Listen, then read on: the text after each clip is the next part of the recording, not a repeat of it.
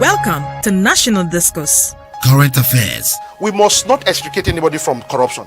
If any one of them is found wanting, the due course and the law must take its course. Nation building. Administration is slightly different from the last one in the fight against corruption. We need to really task our leaders, who are the religious leaders, from the emir, from the bishops, from whoever they can.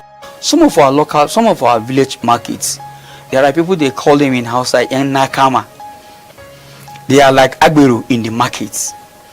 Whatever anything is not useful to you is not important to you. Politics. What happened in Benue might be political. It still has an undertone, not political, dated way back. If you follow history, it's interactive. Not part of Nigeria. Okay. And it will not be good for us. When they gather their people, they tell them, these Hausa people are your enemies. When Hausas gather together, they tell them, these Igbo people are your enemies. When the Yoruba people gather together, they say the same thing. Who are we? We are just from the background, and today we are here in TSTV, and that is why we must propagate our own. National Discourse, weekdays on NCTV.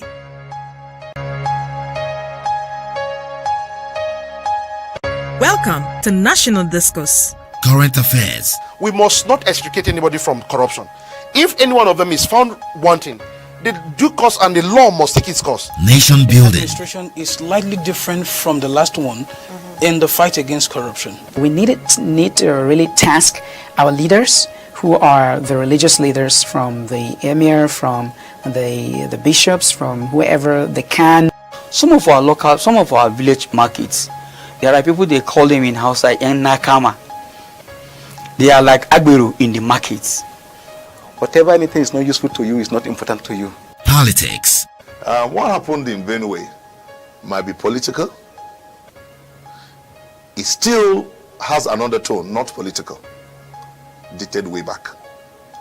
If you follow history, it's interactive. Not part of Nigeria. Okay. And it will not be good for us. When they gather their people, they tell them, these Hausa people are your enemies. When Hausas gather together, they tell them, these Igbo people are your enemies. When the Yoruba people gather together, they say the same thing.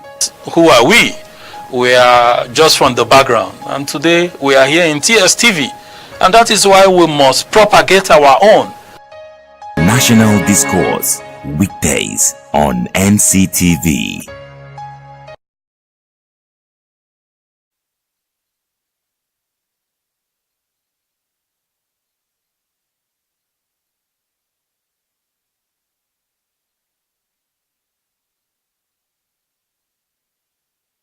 Election, forthcoming, is fast approaching, and all we are looking at today is going to be a delivery of campaign promises. Of course, before you talk about election, there has to be some campaign, run on there and there across all political parties. And of course, let's remember that right now, INEC has over 91 political parties registered for this election.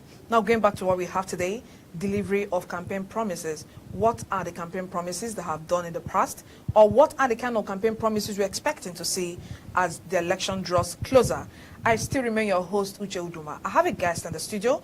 We'll go for a short break, and when we come back, I will introduce the guest and we'll take it up from there. Please stay with us. Welcome to National Discourse. Current affairs. We must not extricate anybody from corruption. If any one of them is found wanting, the due course and the law must take its course. Nation building. Administration is slightly different from the last one in the fight against corruption. We need to really task our leaders, who are the religious leaders, from the emir, from the bishops, from whoever they can. Some of our village markets, there are people, they call them in Hausa yang nakama. They are like agberu in the markets. Whatever anything is not useful to you is not important to you. Politics. what happened in Benue might be political. It still has an undertone, not political, dated way back. If you follow history, it's interactive. Not part of Nigeria. Okay. And it will not be good for us. When they gather their people, they tell them, these Hausa people are your enemies. When Hausas gather together, they tell them, these Igbo people are your enemies. When the Yoruba people gather together, they say the same thing. Who are we? we are just from the background. And today we are here in TSTV. And that is why we must propagate our own. National Discourse, weekdays on NCTV. Glad to have you back from that short break. And of course, we said we are talking about or looking at delivery of campaign promises. And I told you I have a guest in the studio, one of his kind.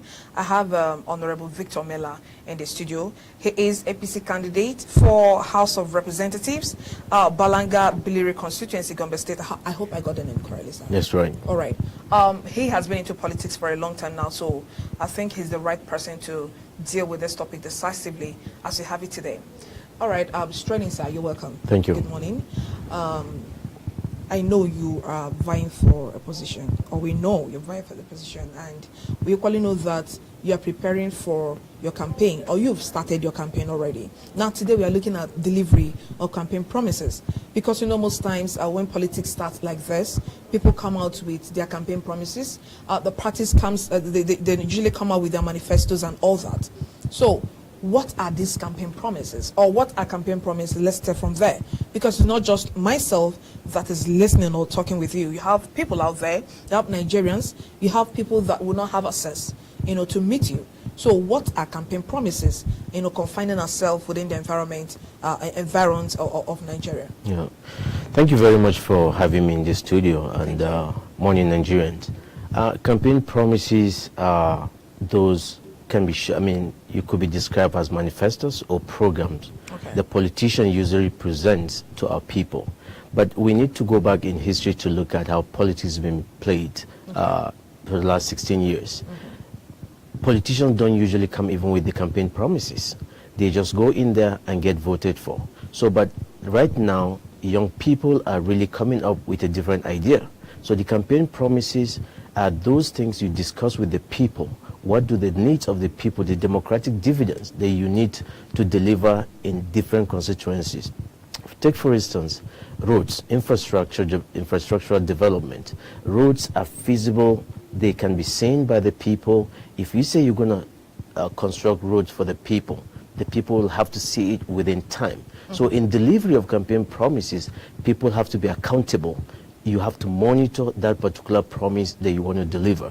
And so campaign promises could be in form of infrastructural development, social development, political development, and so many other job opportunities. These are all promises, and sometimes are termed as programs, manifestos, or agenda for politicians to be able to sell their ideas to the electorate, so that the electorate will be convinced and yet vote them into power. All right, now looking at Nigeria as a nation, I believe you're not just coming out for your state, you're coming out at House of Representatives to represent your state, Gombe State. Yes. And of course, as a Nigerian, I believe you've seen so many inadequacies we are having in Nigeria right now. Sure. Now, looking at the economy, what would you pick first? What is a project that you're going to pick first? We pray that you win. That's right, yeah. Good, sure. Good, and we wish you luck in that. Thank you so very what much. is the first thing you're going to pick first? Job creation is the most important thing right now.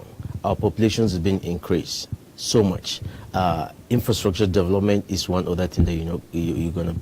So for job opportunities to be available for our people and investment, you have to open the country, or you have to open your economy for investors to come in, for people to have jobs. At the end of the day, they have something on the table.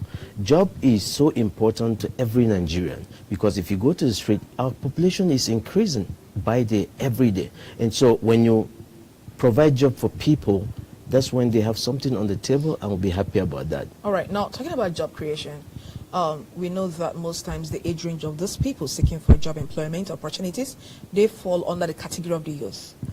Say 18 to 45. I think that is still UN a definition of who the youth is, and of course backed up by a constitution. Now, looking at this category of people and looking at job creation, I don't know whether we have enough ministries, companies, that will be able to absorb this number of youth, because I'm actually tending towards youth unemployment take-home employment, and then we go to youth empowerment. Yeah. So do we have enough facilities when you talk about job creation that could absorb this number of youth we have in the country?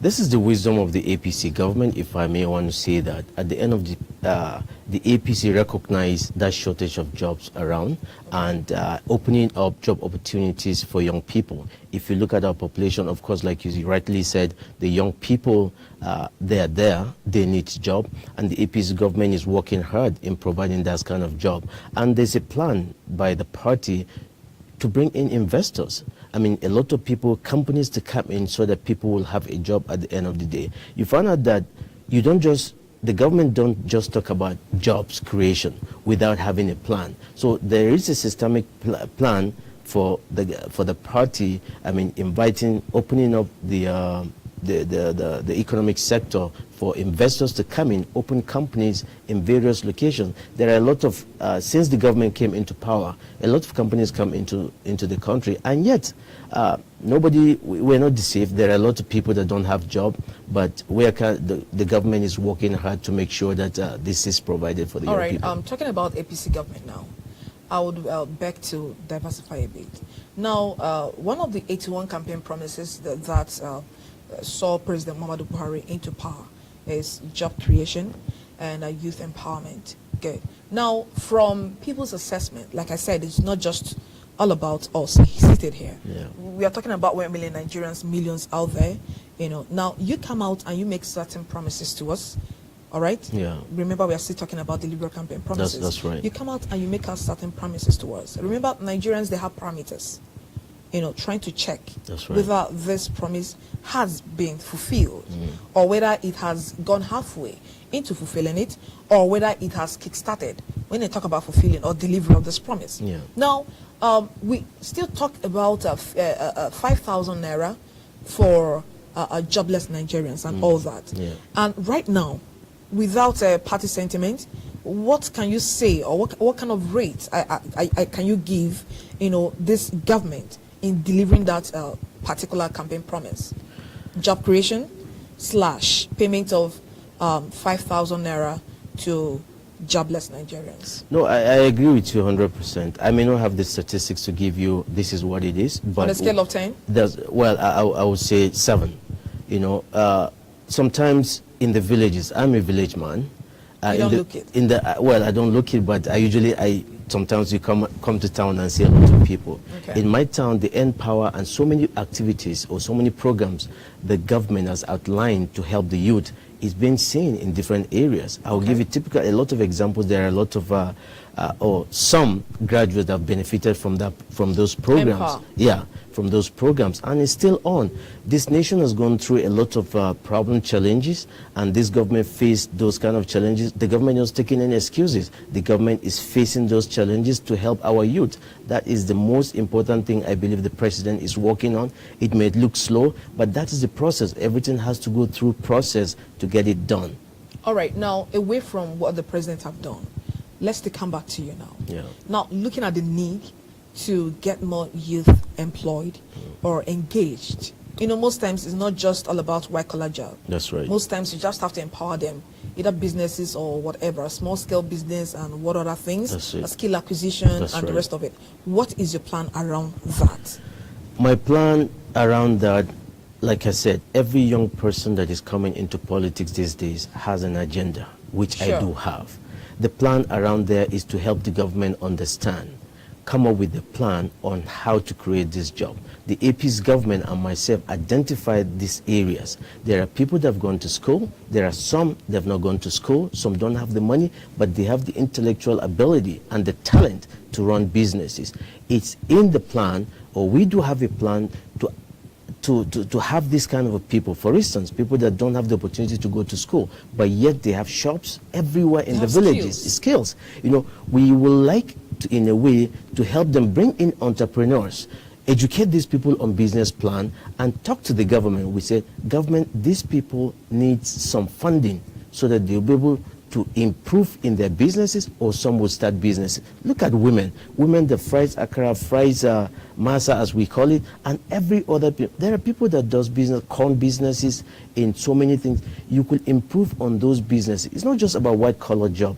It's about empowering these people, these youth and women, to be able to improve in their businesses and get some food on the table. And that is what we have, and that is what my campaign is working on, basically, to identify, for those that have gone to school, those that have graduated in the school, is also to talk to the government and to outline areas where you could have the white collar jobs. So our campaign is focused on different sectors of the youth, the women, whether you've been to school or not, and we want to help them. You know, sometimes in businesses, especially in the villages, people just have money, buy small things and start businesses. No, we want to have a different approach. A different approach will improve. We will require entrepreneurs come to these areas. We're going to have a seminar and educate these people that sometimes people call them illiterate, but they are talented. They know how to do business, cow business, corn business, like I said, a lot of farming and many other businesses that our young people, cocoa, and many other people that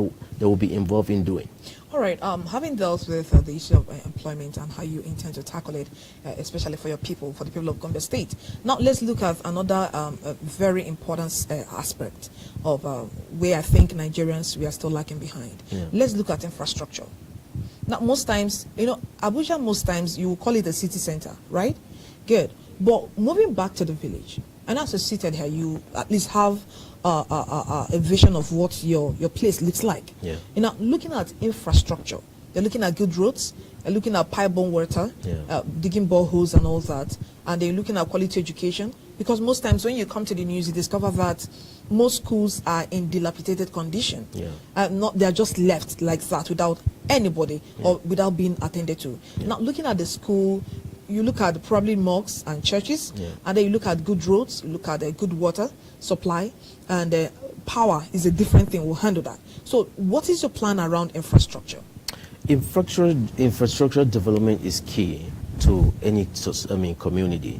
We have international agencies, even with the government. Okay. My plan on those areas is to be able to represent my people to take their cries to the government. Okay. Or to concerned areas. Now, for instance, schools, hospital, and so many other. We could, the government is working through its agencies to build schools. I'll give you a typical example. Roads from, let's say, from Gombe town. This is my area to the Gombe South area. Is under construction. Okay. It's been rehabilitated after many decades. Mm-hmm. And the people are seeing it. It's a major development. Women go to markets. I mean, they get into cars without any accident on the way because of the construction of those roads. The same thing goes to hospitals, goes to school. There are funding agencies, organizations that build schools for our children in the rural areas, digging boreholes. My plan is to be able to establish a working committee to be able to visit concerned areas like water aid, some NGOs, some international organizations that are into digging boreholes for communities. We will go to these areas, give our population, sit with my people and say, we need a borehole. I'm going to go to these organizations and we'll bring borehole. Representation is key in Nigeria, and that is the politics that we want to take further.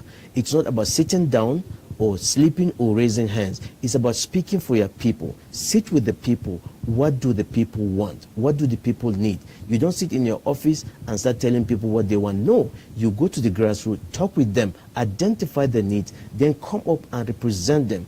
Take their cries to the government and to other organizations that's going to help them in this business. So infrastructure development is one key areas of our agenda to help. I wouldn't be an executive person, but representing my people. But I'm going to identify areas where to visit to get some of those infrastructures to my constituency. All right, now going to power. Of course, we know power is one important factor or aspect of human lives that we can't do without. We are talking about power. That's right. Now, when this administration was coming into power, one of their campaign promises, I will always make reference to them, is that they would bring up the power to 20,000 megawatts. Then after 4 years, it will go to 50,000 megawatts. It's everywhere. Yeah. Good. Now, would you say this administration have done well? Well, I really don't expect you to give me a very sound, non-judgmental side of it, because that is your party. Yeah. But would you say, from your own assessment, that promise have this administration have kickstarted, in fulfilling that promise, or they've gone halfway, or it's been fulfilled in Nigeria? And mind you, we have Nigerians watching. That's right. So it's not just me you're discussing with. Not at all. So what you're saying, let it be out of the affiliation that you have with your party. Yeah. The Nigerians are aware. The world is a global village. You can't make a promise and go and sit down. Power is so important in this country. And when we talk about investment or investors coming, without this power, there's a problem. But you cannot talk about power without looking at back. But you're not giving excuses for the past. This government, I think it has kick-started meeting up the level, or the level that the government said she's going to do. You know what, in the village, people have started seeing, light staying for some times right now. Like I said, there are a lot of challenges, but I can confidently tell you this government is working hard in restoring or fulfilling that campaign promise. It may not be 100% right now, but Nigerians, it's not just in Abuja, Nigerians in the villages, in the rural areas are getting surprised. Like, I woke up yesterday, I was coming to Abuja in Jos, we went to Faringada, in one suburb in Faringada. The guy I went to see is, I'm so surprised today, the power has been there for 6 hours, and this is after a long time. So that is being taken care of, or that is being considered very well. Like I said, challenges have been, in the past is still there, but the government is working hard to get to that level that it has promised. Can we take this back to you, the people of Gombe State you are trying to represent? That's right. What strategies do you have to deal decisively with the issue of power? I intend to educate my people, to let them understand what is going on in the generating power industry. At this time around, you see a lot of organizations, solar power, wind power, and some other ones that are kind of coming into this country. So smaller communities in my area, Balanga and Biliri, some of them don't even have roads. For instance, then some of them, it's just round huts. They don't have zinc. In these areas, the new technology, especially solar power, we will be able to go to some of these areas to say, you know what, you can come into my village. There are places you can display your panels, you can display your cells to generate power. These people don't use any power, they don't use a lot of power. All they need is lightning. And that will work out well. I believe there are international agencies that want, and the government will be interested also in seeing that this power generation, especially in terms of solar power, is being used in our areas. And like I said, it takes you to explain to the people there are challenges, but the government is working hard to make sure that that is being dealt with. All right. One important sector of Nigerian economy, we're talking about the manufacturing industry. And of course, you can agree with me that we are having little challenges here and there. In as much as we have local manufacturers, we are still having problem of patronage. We are still having problem from the government. All right, we have innocent here. But most times you discover that even the government officials still import cars from outside. And I'm sure you have one from outside. I don't know. But when you talk about the manufacturing industry, you're talking about coming back to Nigeria. How can we use this industry to grow the country? Now, from your own assessment, let's go back to the government first. How would you think, or what would you say, or how would you say that this sector have grown, from the inception of this government till now? From the inception of this government, I would tell you it's growing, that in confidence, but we still have much to do. Now, we need to improve on our regulatory bodies. We need to help to enforce, to make sure people comply with what is said, especially in the auto industry or some other manufacturing industries. We have to make sure that substandard goods are not coming in here. And we have to make sure that we have the technology and the human resource to be able to produce, to be competitive with other nations, so that our goods and services will be patronized here in Nigeria. For instance, the auto industry that you talked about, we have to make sure that it's safe, which it is. It wouldn't have been in production if it is not. So the government recognized that, and the government will patronize and help Nigerians to understand this is a homemade product. We need to buy our homemade products so that we'll be competitive, so that countries from outside or abroad will start buying our product that we do have. Now, it will take some time, but we are getting there. Nigerians are so intelligent, they're brilliant, they're creative. And so some of these manufacturing industries will have to come to play, but our regulatory bodies will have to enforce some laws to make sure that what is happening, the products are competitive in the world market, and the products are either durable and they will be sold anywhere around the world. So doing that, I believe it will help in the growth of our economy. All right, now let's go back to your state. What is the farm produce that that Gombe State bring out for Nigeria? Yeah, I don't know. A lot of my constituency people is corn, the maize, beans, groundnuts, and soybeans, and so many other produce. And a lot of them, that is the business. That is what they do for living. Okay. And that's why agriculture is a key in my constituency. Now, what is your plan for that? Because, most times we wake up and make some laws in Nigeria, and we don't have palliative measures put in place, to cushion the effect or the consequences of such laws. That's right. Because I know there was a time Nigeria woke up and said no importation of rice. And then we didn't have sufficient farm to feed Nigerians. That's right. It became a challenge. You saw that the bag of rice, shot up immediately.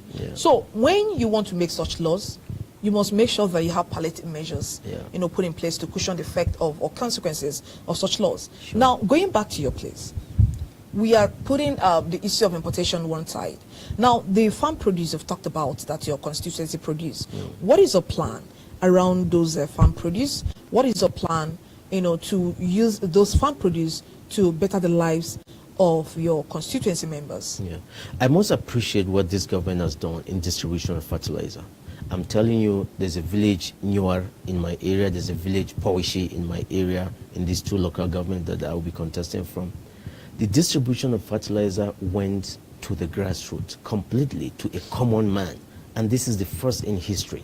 A lot of them got fertilizer, and they're having a blessed agricultural season. Okay. Now, my good plan in agriculture is I would like a soil research. We are planning to come up with a plan for soil scientists to research our soil so that we can identify what kind of crop is so important or that will produce more in these areas. All right, please hold on before then.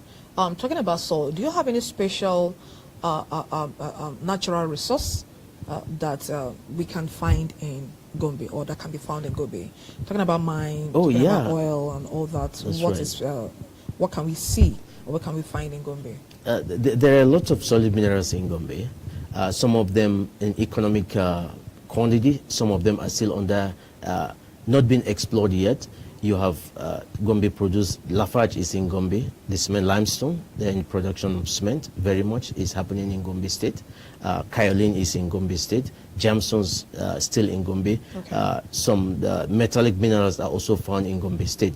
You are kind of talking to geologists that have gone around Gombe State. And these are the areas we intend to associate with the state government and also federal government to bring in more companies to be established and to improve or to increase level of exploration of solid mineral exploration to diversify the economy. There's a focus on one generating power, which especially in Gombe, which is the cement industry. While there are other, gypsum is still there, there are other gemstones, metallic minerals that we need to explore and to ascertain their quantity to make sure whether they are mineable or not. But right now, the gypsum, the limestone, they're the most, the kaolin, they're what the government is working on and getting some revenue from the company right now. All right, I'll be going for a short break, but before then, all the things you've said or all the things you've talked about, to some persons out there, they will sit there and say, this man is just speaking English because of a common factor that unites us as Nigerians. We're talking about poverty.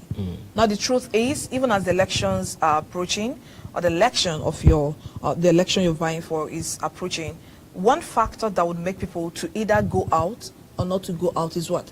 Poverty.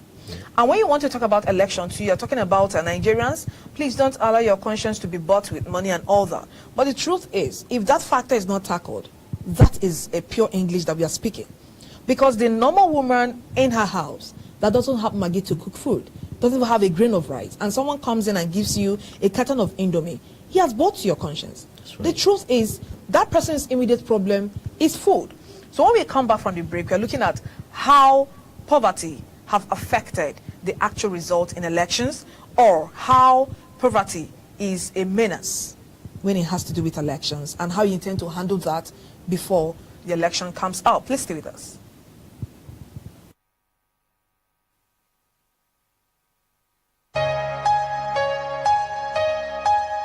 Welcome to National Discourse.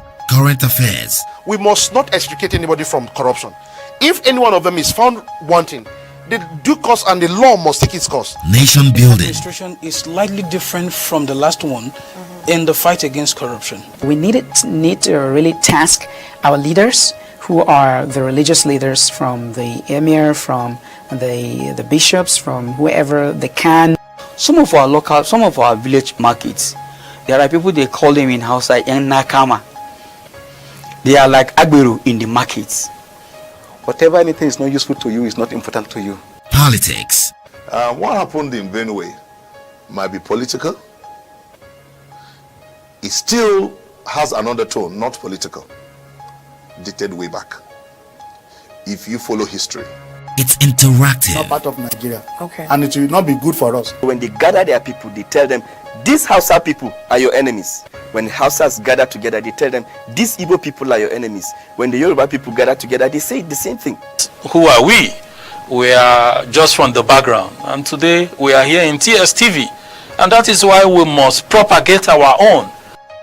National Discourse. Weekdays on NCTV. All right, so we'll come back from that break. I am still with Honorable Victor Mela.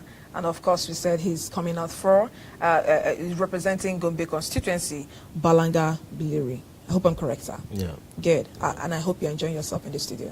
It's wonderful. Wonderful. Yeah. Thank you. All right.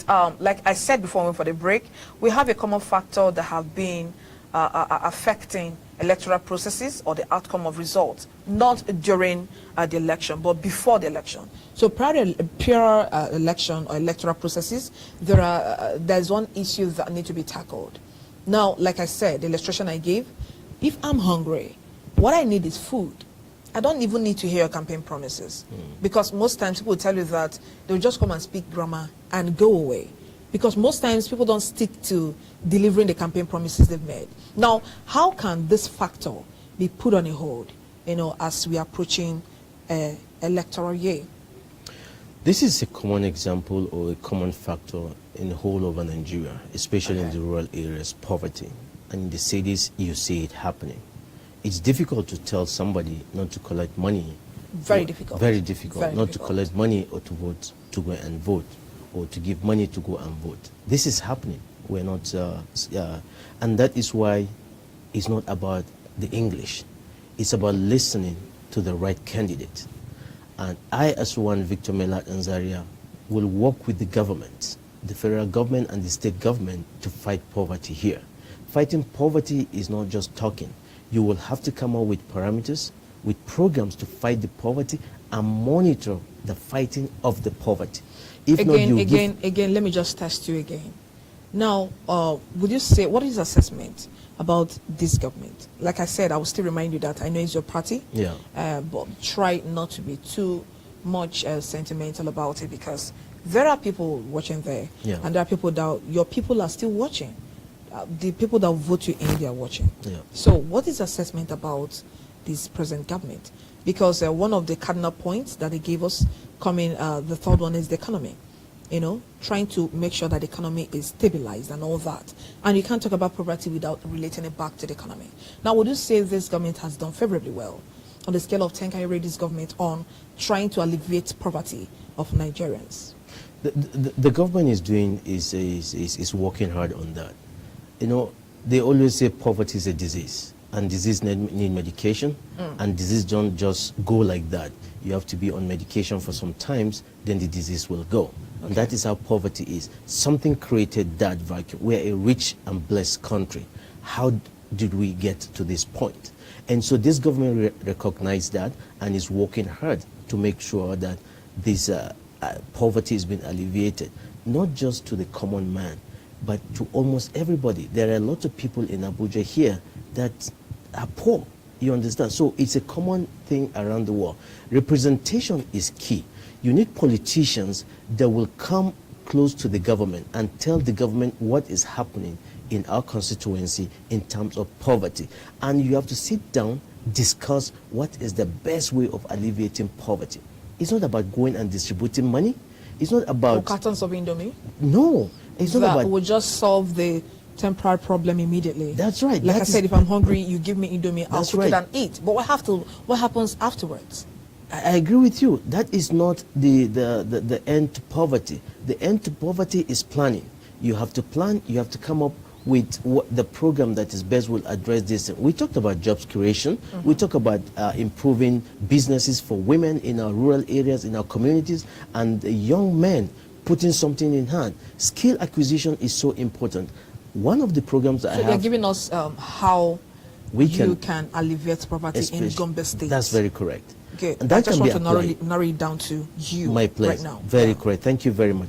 In Balanga Iliri constituency, my plan that we do have as a movement is to be able to improve the businesses of women. Okay. What kind of business are you good at? You don't have to go to school, but we will help you manage your business in the sense that we'll educate you on how to market your business, keep your records and account, see whether you're breaking even or you're making money or you're not making money. The same thing with people that are kind of looking for a job. We will sit down. What did you read? Can you come up with a business plan? Okay. What do you need? Then we go to either Bank of Industries or loan agencies and say, government, help my people. This is what they need. We all cannot get government job, no, but we can work. How effective is Bank of Industry? How effective? Not in helping the rich get richer. How effective is Bank of Industry when you talk about the promises? Yeah, talking about your state now. Yeah. How effective has Bank of Industry been, and how effective do you think they can be? Because you just mentioned them, and it just struck my mind. Because I know there have been a lot of complaints around it, but how effective have they been? Yeah, to Nigerians. I agree. I wouldn't want to jump into that, but when I get to the position, when I get to see the people there, I'll understand how effective they are. But I'm giving you just one example. Bank of Industry is one. There are other financial institutions or donor agencies, even multinational companies that will want to help in poverty alleviation, in giving out grant and sometimes loan to people. So if Bank of Industry is not in that direction, then we go. There are various places. That's what I say. Representation is key. Your representative will have to find out which or where can I go and cry for my people to help them in this poverty alleviation. And every time you go back and have a town hall meeting, and that is my plan. Town hall meetings with business class people, working class people, elders, women, and young people. How are we doing? As what we've done help in a way? What progress are we making? That is monitoring and ensuring that the businesses are kind of working, or what you put on ground is, if it's not working, then we all sit down and say we need help. We all sit down and come up with the better ideas on how to help my people. All right, now you've talked about that. Let's go to health. Of course, health is wealth, yes. Right? The sick person might not be able to come out to vote, or the sick person might not be able to come out to support you in any area or category you're talking about. Yeah. Now, looking at the health sector, let me take you back to this government. Part of their campaign, 81 campaign promises they made is they will make sure that we have enough medical infrastructure, facilities, wonderful one, that nobody would have to fly out to get medical attention. Don't worry, I'm not going to the direction you think I'm going to. Now, I'm taking you back to your state. How would you improve on the health sector in your place? Like I said, if I'm sick, and you speak English to me, you're wasting your time. That's right. I need proper medical attention with little or no money for that. Yeah. So, and when you go back to most of our government hospitals, you discover that they too, they are still suffering from dilapidated conditions. Most times you go there, you don't have major facilities for them to work or enabling environment for them to thrive. And that is why you discover that people go more to private hospitals. Now, what is your plan? What modalities do you have on ground to make sure that your people have access to good medical care with little or no money? Yeah. When I come up on board as a representative of my people, I will do an assessment. I will go by the number of people, take statistics. What kind of medical clinics, centers do they have there? Right now, you don't have such statistics? We do. You haven't done that background check? No, I did that background. What I mean by doing that, that's what we're doing. And when that is done, that will determine what is needed in an area or what is not needed, or what is needed to be added to. Now, health is well, like you said, is so important. In some of the rural areas I am coming from, like in the rainy season, cars don't go there. Imagine a pregnant woman. What's going to happen if she's facing complication? Okay. There are a lot of outlined bodies that we put, that we're going to talk to concerning, even if it is helicopter. If they can provide helicopter for us in this kind of area, we will. Because wherever you go and talk about health of our people, of our nation, and I must commend the government too in this direction. That's an area they're kind of working hard on. And like I said, a lot of challenges faced. In my constituency, we intend to have ambulances that will convey pregnant women, victims of accident, injured person in different places, not just relying on state hospitals, but rather relying on the population of our people and the infrastructures that we do have. If a clinic is in existence and there's no medication, I will sit with the people and say, we need medication in this clinic. This clinic cannot sit without medication. I know where to go and find help. They are sending me. I will come up. I will visit health organization, international health organization, and say, I have these statistics on the ground. The government cannot do everything, and you're here to also help. We need medication, or we need centers, mobile centers in this area. These are doable when you have a good representative like me. Okay, and that's that you're sure you're going to do, because we are not moving away from our topic. We are still talking about delivery of campaign promises. That's right. Like I said, I'm not going to sit you down to tell you to assess the government, because there is no how you will not give me a biased assessment. It is your party. I understand so I'm that. not even going there. But we're factual. We are factual. You're trying to be factual. Yeah, that's right. Okay. I will take that. All right. Okay, now, looking at the election that is fast approaching now, we have tried to look at most of your campaign promises you have for your people of Gombe State. Now, let's look at approaching the election proper.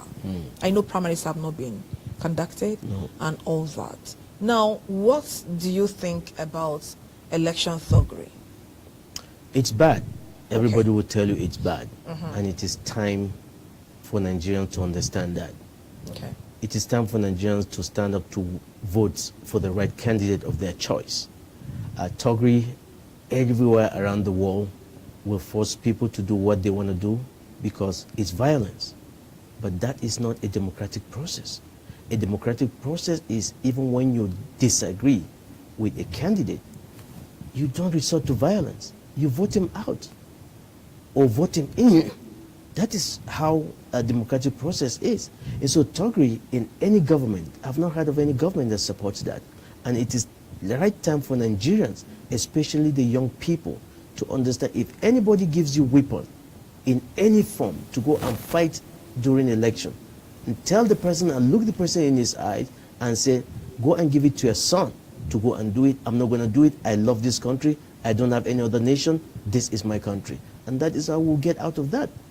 And when you have jobs for these people, nobody will be out there causing violence, but rather they're going to campaign based on issues. And that's why we said, I come out to campaign based on issues, what I've outlined to do, and doing in the sense that to represent my people, because I'm not an executive. I cannot sign check, I cannot do these things, but I can represent my people to go in. You talk about health yes. earlier. Yes. Now, one advantage I do have is I am from the diaspora movement is there. Okay. I've lived in Canada for some times. Okay. I have a connection with health organization out there. There are a lot of Nigerians that are doctors out there. These are people I intend to bring in for free medical outreach. And the same thing within, even within Nigeria, there are a lot of doctors that will be willing to partner with me and with people that will be coming from abroad to go into our rural areas for free medical outreaches. And this, we told our people, this is something we want to do. And it's like you're signing a memorandum. We will sit down in a town hall meeting, ask me if that is not going to be done or if I am not doing it. This is how to deliver campaign promises. This is how to check to make sure your politicians are accountable. They are online with what they promise. It's actually as if you're, leading me to the direction I'm going to. Good. Because the next question I wanted to ask you is, most times you discover that most of these campaign promises are never fulfilled. Yeah. Right? I'm not talking about yours because the people of Gombe State that are watching you, I'm sure they're bringing up modalities to put you on check. That's right. Good. Because we pray that you win. Yes. That is our prayer that you Sure. win.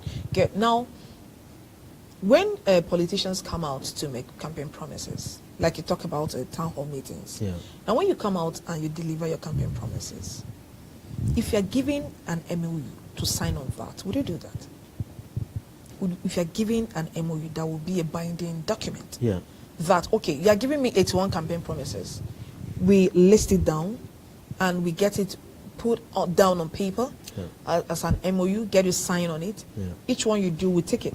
Yeah. Don't you think this will move Nigeria forward? Don't worry, you still answer whether you can, buy into it or not. Oh, no, yeah. Good. Yeah. Now, looking at Nigeria, all right, and the way our politics is being run, don't you think this is an area that would push our politicians or bring them directly to abiding by the promises they make, or even curtailing them from coming out to say things they won't do? You discover that some people come out and tell you things that even in 20 years is not achievable. But because they just want to talk to the people, they want to communicate, they want to just feed their ears to something. But the worst news is that Nigerians have woken up a bit to most of those things. So giving an MOU to a politician that's coming out to give us campaign promises to sign that I must abide by this, and you give us a time frame, and if you don't get to do this at a particular point in time, you get voted out and you sign it. Don't you think this will help to move Nigeria forward? That is a democratic process. You speak for the people. You don't speak for yourself. I'll be proud to tell you that I've done that. All the agendas or things that are realistically and they are realistic That's the and word. achievable. Realistic. Yeah, being realistic and things that you can achieve by the officer you're running. We've outlined our agendas and set time intervals for us. And this information is going to be communicated to the constituency. By so time, this is what we want to achieve by representing you. If we don't achieve it, ask us questions. So that is going to be communicated to the people, and I agree with you 100%. That is politics. By virtue of what has been happening in Nigeria, the coming of APC have started showing Nigerians the level of corruption that has been going on. Now, for politicians to come and just campaign based on go and elect me, not based on issues, not people-oriented programs, people have to stop looking at that. People have to go to the extent, hey, politician, you say you're going to do this thing for us. Tell us you're going to do it. We have a document. Can you sign those documents? Or make sure you do some of those things. So, not just even memorandum of understanding.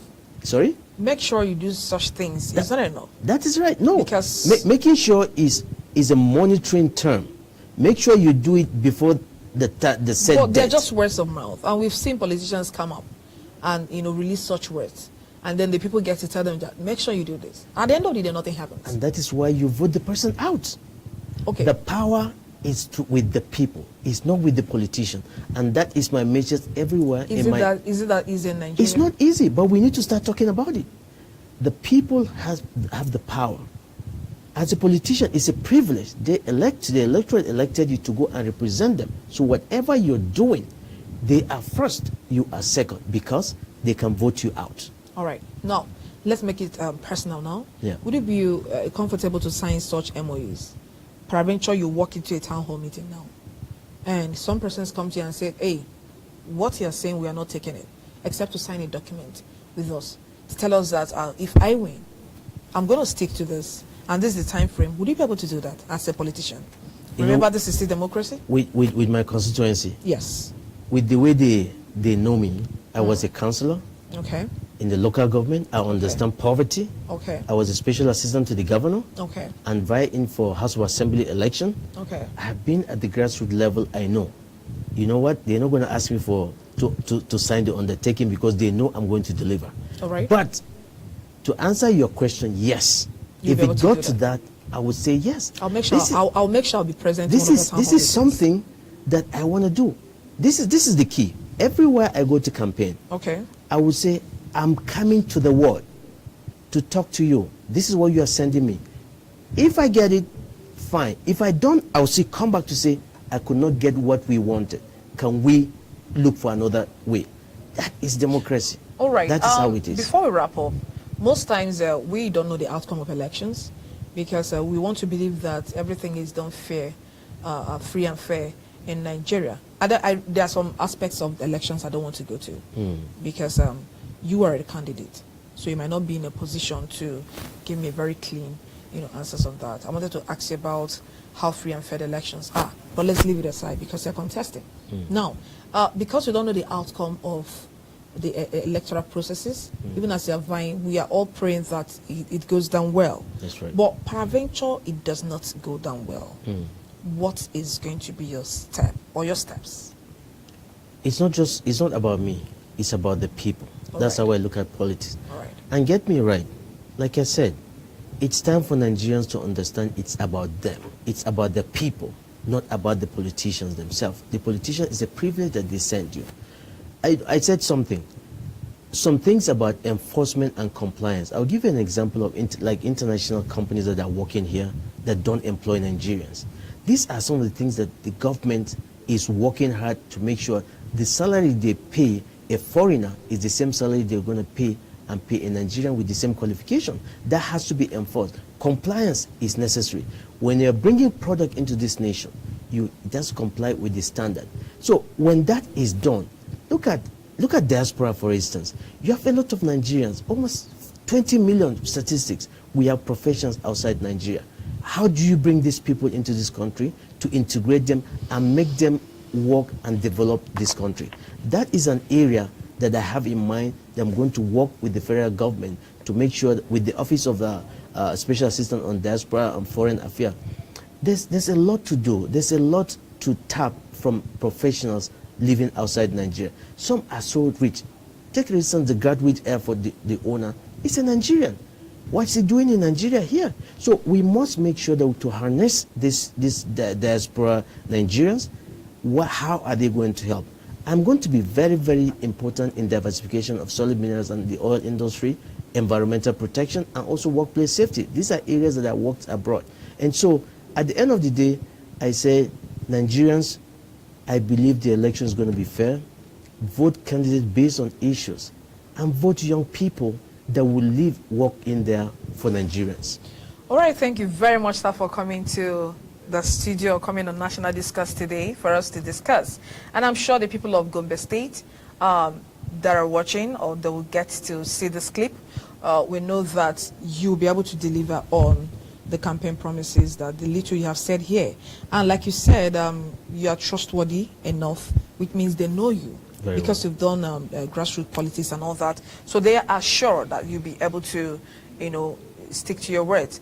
And like I said, when you be holding your town hall meeting, I'll try to be there. You're welcome. To make sure that this, just sort of how we talked about, you're welcome. You comply with it. You're welcome. Now, thank you very much, sir, for coming on a very lighter note. And to Nigerians, thanks for watching National Discuss today.